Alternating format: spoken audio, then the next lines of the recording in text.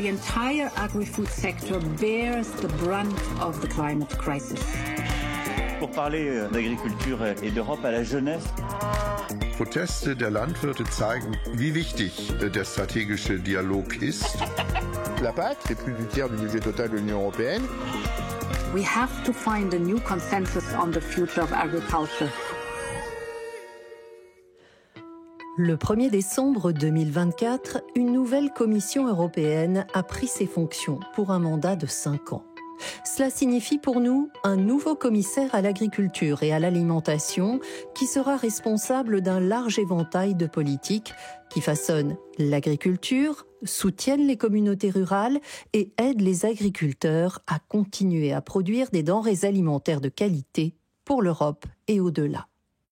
Le nouveau commissaire à l'agriculture et à l'alimentation s'appelle Christophe Hansen. Diplômé en géosciences, sciences de l'environnement et gestion des risques, ce luxembourgeois de 42 ans est issu d'une famille d'agriculteurs et met ses compétences au service de la politique européenne depuis 2007. L'agriculture représentant environ un tiers du budget de l'Union européenne, la candidature de Christophe Hansen a fait l'objet d'un examen minutieux. Le poste exige en effet à la fois une capacité à trouver des terrains d'entente, un talent d'écoute authentique, mais aussi des reins solides pour résister aux pressions. Comment compte-t-il combiner son expérience politique à sa passion pour l'agriculture, l'alimentation et la vie rurale dans ses nouvelles fonctions ? Christophe Hansen est l'invité de ce 48e épisode de Nourrir l'Europe. Nous l'avons rencontré juste avant sa prise de fonction. Bonjour, commissaire Hansen, et bienvenue dans Nourrir l'Europe. C'est mon plaisir d'être avec vous aujourd'hui. On vous a vu travailler sur de nombreux sujets au Parlement européen, pas seulement sur les questions agricoles.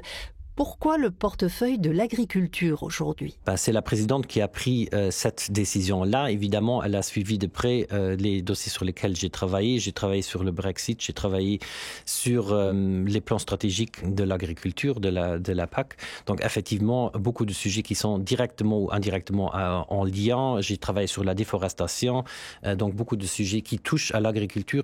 Aussi au Parlement européen, la commission agriculture, il y a de nombreux d'autres sujets qui touchent à l'agriculture et qu'il faut aussi avoir à l'œil parce que ça aura un impact et je suppose que la présidente a aussi suivi ces travaux-là et c'était probablement un bon argument pour moi. Ayant grandi dans une ferme, vous avez certainement une vision très réaliste de l'agriculture en 2024.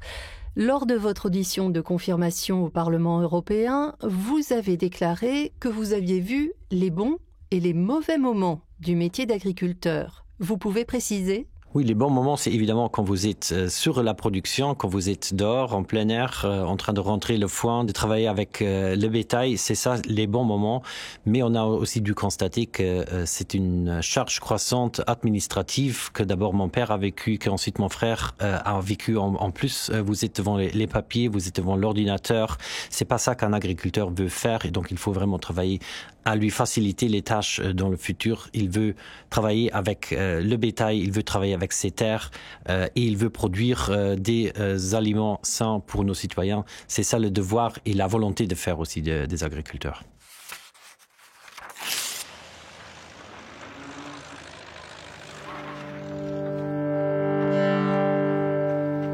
Vous avez été député européen et vous aurez sans doute des conversations franches avec le Parlement européen dans les années à venir. Nous avons demandé à Benoît Cassard, agriculteur et député européen belge, de nous donner son point de vue pour cette émission.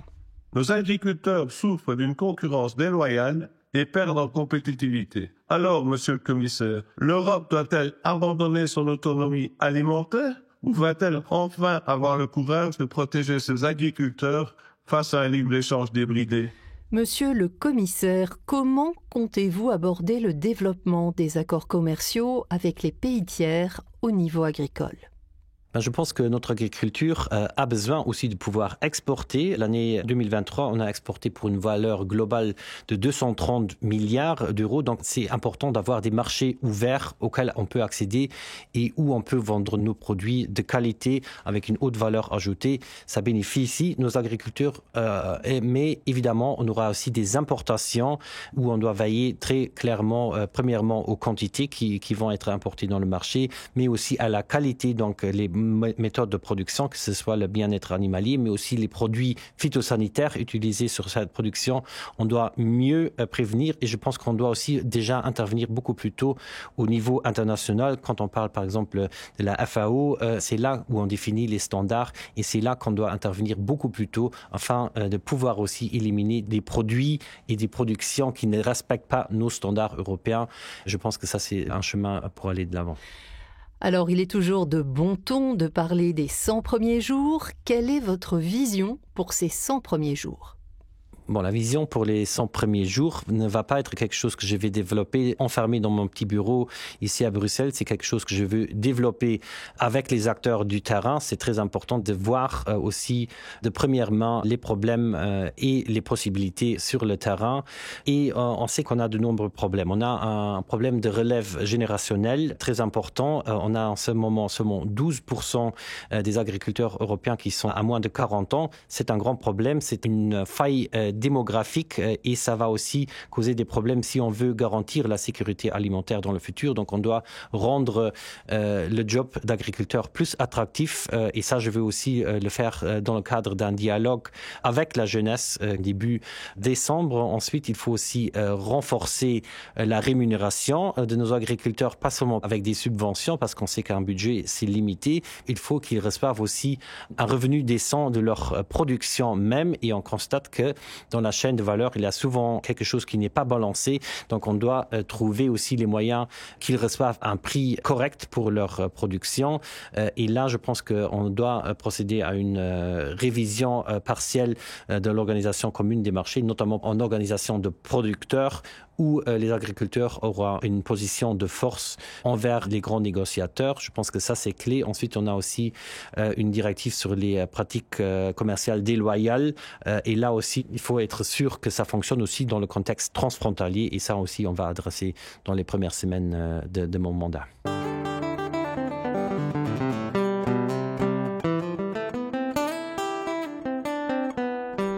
Vous avez mentionné la chaîne de valeur agroalimentaire.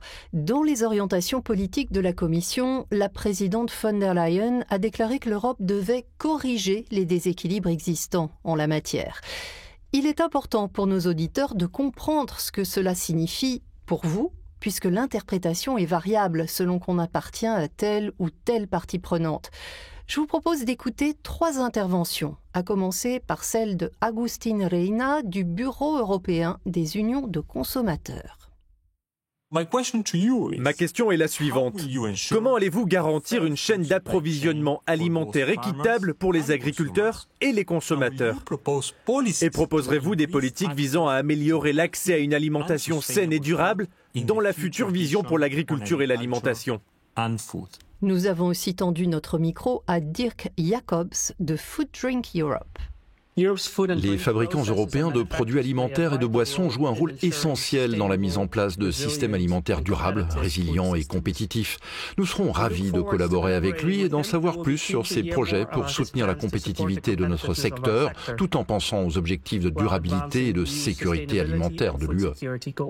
Et pour finir, voici le message de Marta Messa de Slow Food Europe. Notre suggestion pour le commissaire Hansen est de vraiment reconnaître l'importance d'agir au niveau du système alimentaire dans son entièreté et en faisant ça de reconnaître la diversité qui existe dans les systèmes alimentaires.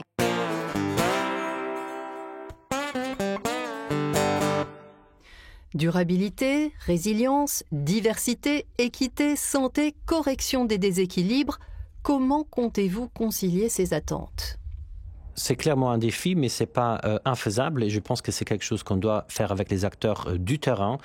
C'est pour ça aussi qu'on a effectivement, dans le cadre du dialogue stratégique sur le futur de l'agriculture, la création d'un European Board on Agriculture and Food un ensemble d'acteurs qui se rencontrent de diverses origines de la chaîne de production et de la société civile pour trouver des solutions qui nous permettent d'atteindre les objectifs de durabilité dans les 3 sens de la durabilité, donc économique, sociale et environnementale.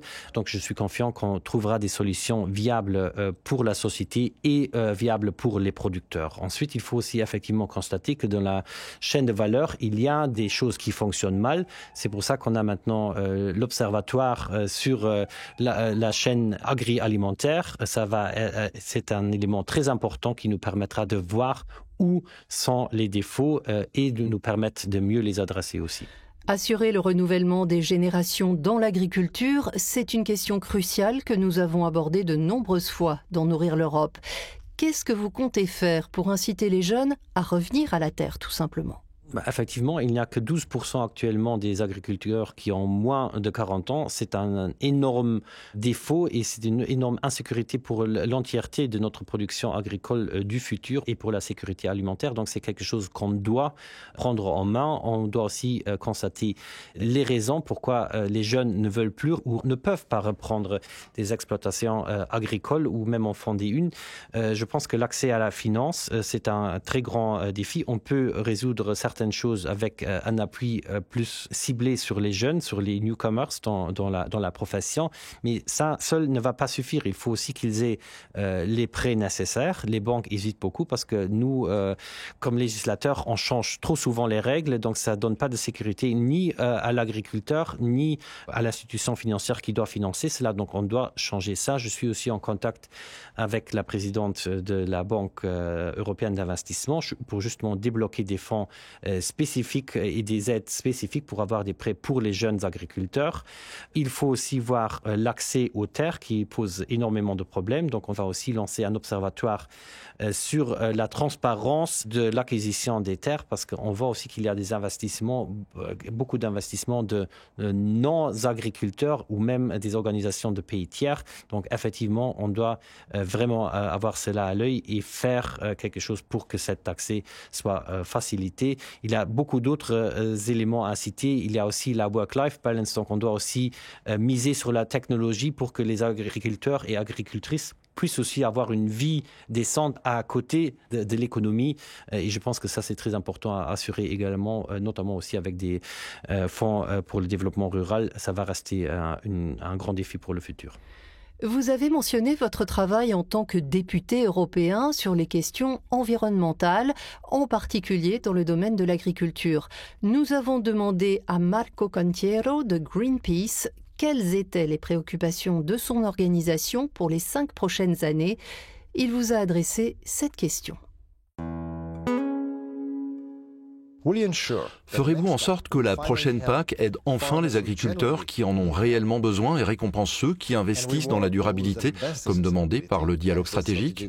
Ou bien maintiendrez-vous une PAC qui subventionne les riches propriétaires terriens et les grandes entreprises agroalimentaires en conservant les paiements à l'hectare? Christophe Hansen, comment comptez-vous faire cohabiter durabilité environnementale et viabilité économique? Alors, économiquement viable voudrait déjà dire que les agriculteurs reçoivent le juste prix pour leur production et les agriculteurs aimeraient vivre du produit qu'ils élaborent sur leur terre et dans leur ferme. C'est pas une réalité, malheureusement. Et donc, ils ont besoin d'un soutien financier pour combler le manque de compétitivité, mais aussi le manque de volonté peut-être de payer. Donc j'entends évidemment ce que le représentant de Greenpeace nous dit, mais de dire simplement qu'on doit partir d'un financement à l'hectare, ce serait très facile, mais c'est pas la réalité parce qu'une ferme en Allemagne de l'Est ne va pas être la même chose qu'en Grèce par exemple. Donc on a une agriculture bien plus hétérogène et il faut tenir aussi compte de cette hétérogénéité. D'ailleurs j'ai parlé de l'Allemagne de l'Est, j'entends aussi d'amis agriculteurs biologiques biologiques de là-bas qui nous disent que pour eux, même pour le biologique, des fermes de 1000 hectares, c'est quelque chose de normal. Donc dire quelque part, on doit fixer un seuil, c'est compliqué, mais en tout cas une certaine dégressivité, on doit pouvoir en parler. Ça a été déjà discuté et aussi partiellement obtenu durant la dernière réforme, même si ce n'est pas tous les États membres qui l'appliquent, mais c'est une des recommandations du dialogue stratégique de rendre plus ciblées les aides aux agriculteurs. Et ça, c'est quelque chose où on va se plonger dessus et trouver des solutions qui sont pas quelque chose qui s'applique à tout le monde de la même manière. Il faut tenir compte de la diversité parce que cette diversité représente aussi la richesse de notre monde agricole et de nos paysages. L'Europe devrait permettre aux agriculteurs de travailler leurs terres sans bureaucratie excessive. Une fois encore, je cite la présidente von der Leyen. Lors de votre audition de confirmation, vous avez parlé de la charge administrative et vous l'avez déjà mentionné dans cette interview. Comment comptez-vous régler ce problème ? Je l'ai vécu très clairement dans ma famille, des jours comme celui-ci où il fait assez moche dehors. Mon frère était enfermé dans son petit bureau en train de remplir les paperasses et effectivement il avait des tas et des tonnes de papiers à remplir qui sont pas tous dus à la législation européenne mais aussi par leur transposition au niveau national. Donc c'est quelque chose qu'il faut clairement remarquer. Je pense que l'ordinateur restera sur la table, le téléphone portable aussi, mais on doit éviter à ce qu'il y a des formulaires où on doit 3-4 fois remplir les mêmes données. Ça, c'est intenable. Et là, on peut avoir avec les solutions technologiques une première approche. Je pense aussi que la Commission devrait développer des législations qui sont digital by design, donc qui sont tout de suite aussi applicables. Donc, il faut réduire l'administration, c'est clair. Il y a d'autres choses qu'on peut effectivement voir, d'avoir plutôt des forfaits sur certains services que les agriculteurs fournissent. Au lieu de faire des déclarations sur tout demi-centimètre qu'ils cultivent. On a eu un paquet de simplification en mars 2024. C'était bien, mais il faut maintenant l'analyser pour voir où est-ce qu'on peut faire plus, parce qu'il y a des législations qui se recoupent, où des déclarations doivent être faites 2 ou 3 fois. Il faut un principe une fois et seulement une fois. Je pense que ça, c'est important et ça pourrait réduire énormément la charge déjà. Pour conclure ce programme, Fabrizio Rossi, secrétaire général du Conseil des communes et régions d'Europe, vous a adressé un message. Cher commissaire, cher Christophe, tout d'abord permettez-moi de vous féliciter et de vous souhaiter bonne chance. Ma question est la suivante. Comment envisagez-vous d'inclure et d'impliquer les collectivités locales et régionales dans la conception et la mise en œuvre de votre stratégie pour l'alimentation et l'agriculture ? Quelle va être votre approche à ce niveau ? Les collectivités régionales et aussi municipales sont évidemment le premier lien vers le consommateur. Donc, je pense qu'ils ont un rôle très important à jouer. Aussi au niveau du développement rural, des infrastructures dans le domaine rural. Et ils sont un acteur clé. Et donc, je pense qu'il est très important de maintenir le dialogue avec le comité des régions et leurs représentants. Ils doivent aussi mettre en œuvre l'environnement d'échange entre le producteur et le consommateur. Et je pense que là, on a tout à gagner. Si l'agriculteur peut regarder dans les yeux du consommateur, le consommateur va aussi être prêt à payer un meilleur prix. On aura moins de prix et moins d'émissions aussi pour le transport. Donc, je pense que c'est des modèles à vraiment encourager. Et là, les représentants des municipalités et des régions ont un rôle clé à jouer. Et ce sera le mot de la fin. Commissaire Hansen, merci d'avoir répondu à ces questions. Merci à vous et à très prochain, j'espère. Ainsi s'achève le 48e épisode de Nourrir l'Europe. Merci à tous mes invités pour leur contribution à ce podcast et à vous, chers auditeurs, pour votre fidélité. On se retrouve dans 2 semaines à l'occasion des Agri-Food Days, cet événement qui réunit chaque année tous les acteurs européens de la chaîne de valeur agroalimentaire. À très vite. The entire agri-food sector bears the brunt of the climate crisis. Pour parler d'agriculture et d'Europe à la jeunesse. Proteste der Landwirte zeigen, wie wichtig der stratégische Dialog ist. La PAC, c'est plus du tiers du budget total de l'Union européenne. We have to find a new consensus on the future of agriculture.